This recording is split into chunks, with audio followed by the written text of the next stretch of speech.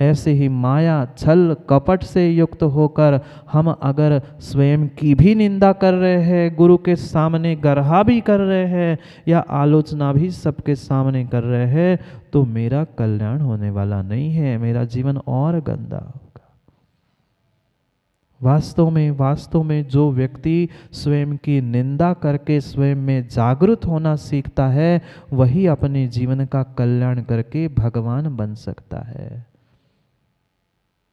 ये निंदा की कला ही हमें जीवन में समता सामायिक प्रदान कर सकती है, पर ये पुनः पुनः पुनः कान खोल कर मां सुनना, निंदा स्वयं की करनी है, ना कि दूसरे किसी की निंदा करनी है। पर क्या करे चंद्रेश जी, आज के काल की महिमा कह दो या खोटे जीवन के खोटे परिणाम परिणति कह दो, कोई भोगी किसी की निंदा करे फिर भी समझ में आता है।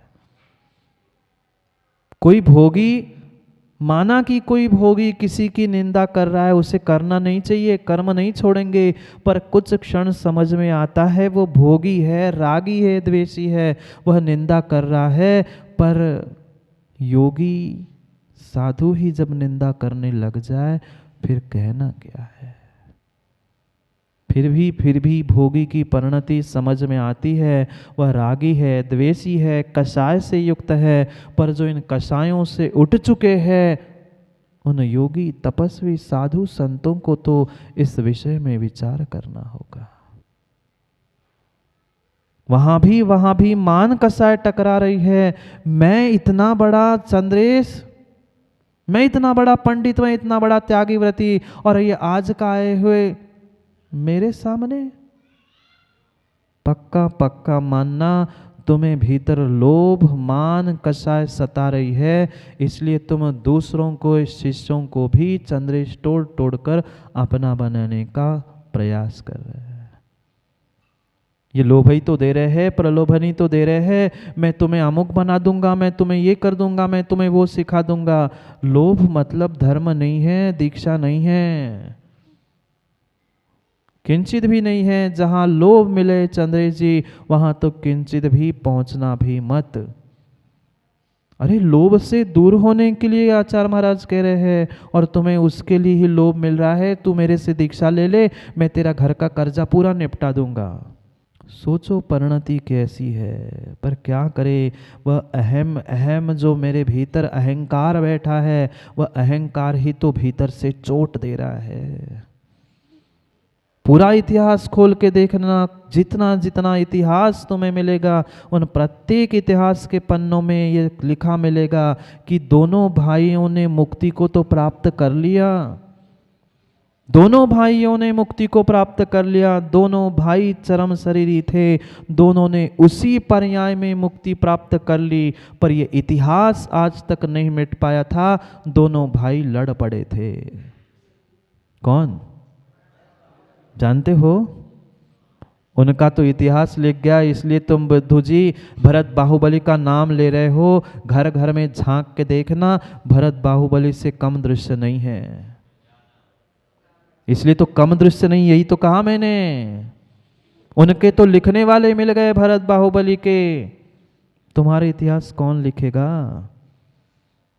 विश्वास मानना इन अद्भुत लोगों की संसार की विचित्रता को अगर हम अपने ही घर में झांक के देखें, तो युवाओं बाहर किसी की फिल्म पिक्चर देखने की जरूरत ही नहीं है।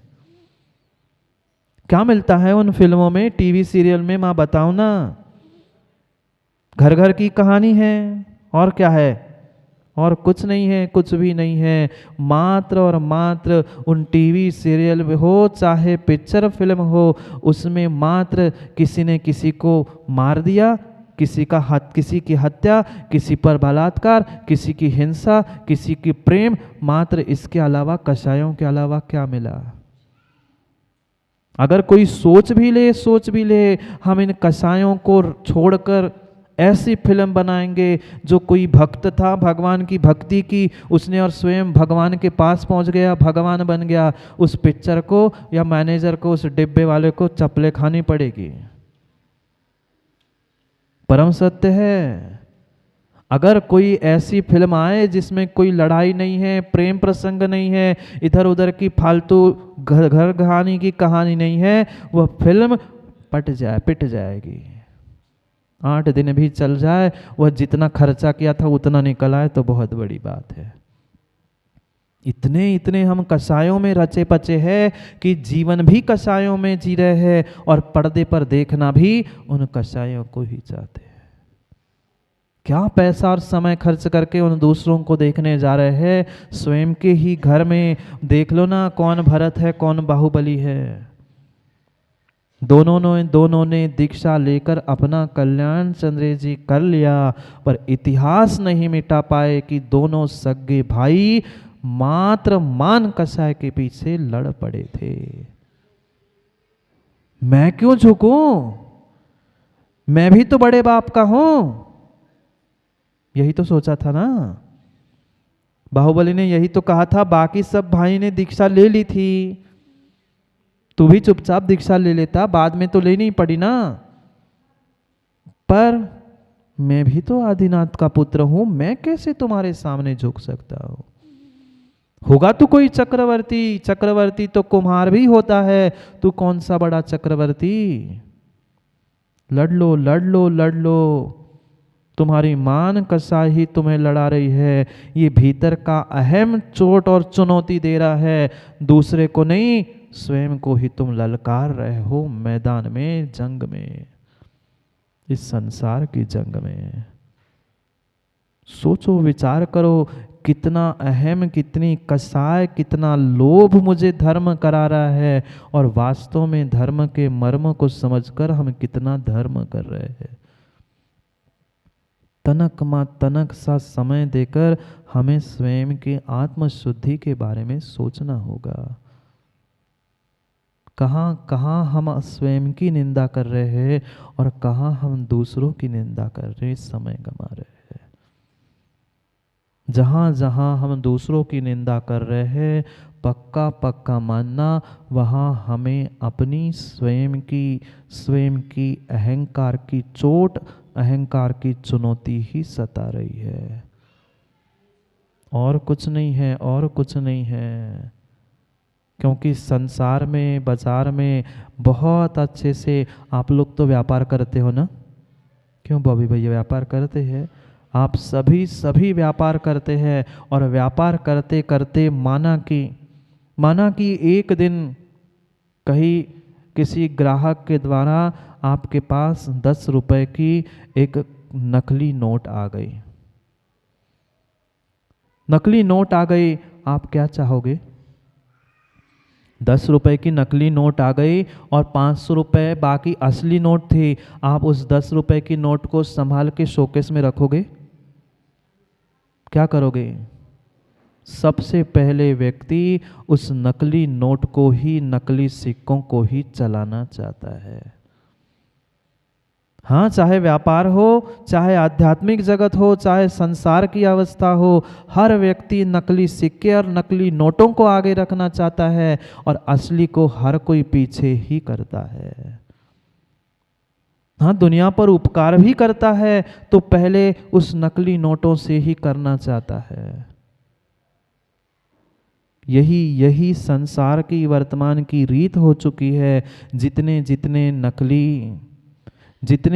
नकली, कौन राजकुमार जी, जितने जितने तथाकथित नकली सिक्के हैं, कौन, ये सफ़ेद धोती दुपट्टे, पीले धोती दुपट्टे वाले तथाकथित जो माँ धर्मात्मा हैं, उनके जब भीतर अहंकार में चोट लगती है कि मैं तो ऐसा था और ये असली आगे कैसे बढ़ रहा है, नकली नोट को, नकली सिक्के को चोट लगी और उसने उस असली को बाहर कर दिया। सबसे पहले मैं चलूंगा, सबसे पहले मेरा नाम आना चाहिए। ये नकली नोटों की, नकली धर्मात्माओं की प्रवृत्ति हो चुकी है। अरे कभी असली सिक्का, असली नोट भी तो बनना सीख लो। कितना ही सबसे पहले नकली नोट, नकली सिक्के चलते हो, पर नकली नकली ही होता है और असली असली ही होता है। कभी आज तक हमने असली धर्मात्मा बनना नहीं सीखा। विश्वास मानना धर्म की और धर्मात्माओं की निंदा वही करता है जो तथाकथित धर्मात्मा होता है। जो धर्म से अपरिचित है, जिसने धर्म देखा नहीं है, जाना नहीं है, जो अपने आप को धर्मात्मा कहना भी नहीं चाहता है, वह कभी भी भाई दूसरे की निंदा करने नहीं पहुंचेगा। जितने जितने निंदक है, जितने जितने दूसरे की बुराई कर रहे हैं, जितने जितने अच्छे कामों में विघ्न कर रहे हैं, वे तथाकथित खोटे सिक्के हैं, नकली के आगे चलना चाहते हैं। मैं कैसे बड़ा, मेरा अहंकार कैसे बड़ा, ये दिखाना चाहते हैं। पर पक्का मानना, जितना व्यक्ति अपरिचित धर्म से होता है, उतना धर्म और धर्मात्मा के प्रति श्रद्धान होता है, और धर्म से जुड़ा, देव शास्त्र गुरु से जुड़ा तथाकथित कह रहा हूँ, असली नहीं, तथाकथित जो नकली सिक्का, नकली धर्मात्मा ही धर्म और धर्म आयतनों की निंदा करता है। अरे खोल के देखो ना पुराणों को, चाहे भारत के बाहर के हो कोई, चाहे भारत देश की सत्यता हो, चाहे वह क्रिश्चियन धर्म में जो जीसस था, उस पर उसको किसने सूली पर रवि चढ़ाया? कोई पापी, कोई चोर, डाकू, उचक्कों ने कभी उन पापियों ने धर्म की क्षति नहीं की, जितनी तथाकथित धर्मात्माओं ने राजकुमार जी धर्म की क्षति की है। पक्का मानना, आज समाज में, देश में, घर में अच्छे कार्य क्यों नहीं हो पा रहे हैं? क्योंकि जब जब अच्छे काम करने की बात आती है, तब तब अहंकारियों का अहंकार चमक उठता है और कहते मैंने नहीं किया, तूने भी, तुझे भी करने नहीं दूंगा। पक्का है, यहाँ की नहीं, कहीं की भी बात मां समझ लेना, जब जब धर्म कार्यों में विघ्न आए हैं, जब जब धर्मात्माओं पे उपसर्ग हुए हैं, कोई बाहर का व्यक्ति नहीं था। जब जब धर्म के काम बिगड़े हैं, किसी भी धर्म के जाकर देख लेना, कोई पापी, कोई डाकू, कोई उचक्का वहां नहीं पहुंचा था। विघ्न करने के लिए धर्मात्मा ही पहुंचा था। एक सुकरात नाम का दार्शनिक हुआ, उसको किसने बलि चढ़ाया? जो वेल एजुकेटेड थे, समझदार थे, ज्ञानी थे, पढ़े लिखे थे, वे ही, क्यों? क्योंकि उनके सामने असली सिक्का चल रहा था, नकली सिक्के के भीतर कि मैं तो पीछे बैठा हूँ, मैं तो सदियों से बैठा हूँ। पक्का मानना, जो दूसरे की निंदा कर रहा है वह नकली सिक्का है, असली की ईर्ष्या उसे जला रही है। अरे भोगी की निंदा, भोगी की ईर्ष्या फिर भी चंद्रेश जी समझ में आती है, पर तुम्हारे जैसे त्यागी व्रती अगर ईर्ष्या करे, स्पर्धा करे, धर्मात्मा की ऊंचाई को देखकर जलेंगे, तो तुम किस बात के धर्मात्मा? नहीं है। धर्मात्मा की ऊंचाइयों को देखकर गुणिशुभ प्रमोदम ये भाव आने चाहिए थे। हम उसकी टांग खींचने का प्रयास करते, वो कैसे आगे बढ़ रहा है, मुझे करना था ना, मेरा तो नाम नहीं हो रहा है। अरे नाम के लिए काम मत करो। अगर नाम के लिए काम, नाम के लिए दान, नाम के लिए पूजा कर रहे हो, तो तुमने जितना पुण्य कमाने का प्रयास किया था, उतना तुमने पाप कमाया है, पक्का मान लेना। विचार करो ना, कितनों के नाम बचे, नाम के पीछे लड़ने वाले, वे दोनों भाई मान कसाय के पीछे लड़ने वाले, कहाँ भूल गया था भरत भी, चक्रवर्ती था, अपने कुल पर कभी चक्र नहीं चलता, चल रहा था किस पे? हार गया, उठाया चक्र और फेंका। अपनों पर चक्र नहीं चलता। वह जड़ चक्र रत्न भी समझदार था, जो अपनों पर नहीं चला। पर हमारी कसाय और हमारे चेतन परिणाम कैसे है, हम अपनों से ही टकराकर अपने ही में मर जाते हैं। पक्का मानना किसी और की दम नहीं है हमें मिटाने की, हमारा स्वयं का अहंकार ही हमें मिटा रहा है। जब हमारा ही साधर्मी आसमान की ऊंचाई को छूता है तो मेरा मन कराहने लगता है। कराहना जानते हो?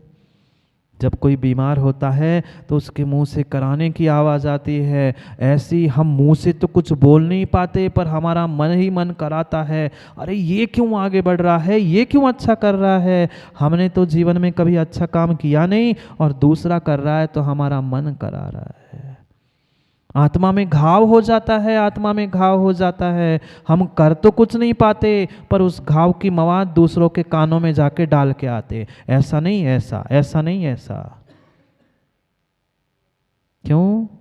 क्योंकि भीतर में अहंकार को चोट लगी थी, आत्मा में घाव हुआ था। हम दूसरे पे घाव तो कर नहीं सकते पर उस घाव का जो मवाद था उस मवाद को दूसरे के कानों में शब्दों से जाके डाल के आते, ऐसा होना चाहिए, वैसा करना चाहिए, इसको ये नहीं करना चाहिए। अरे क्यों कर रहे हो?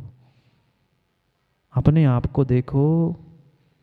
अपना स्वयं का ओढ़ना और बिछाना देखकर हमें अपने पैरों को फैलाना होगा।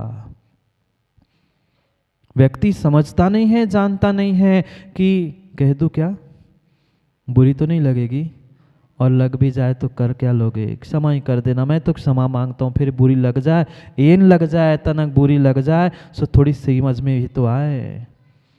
हर व्यक्ति को अपनी अपनी औकात देखकर ही पैर और हाथ फैलाने चाहिए।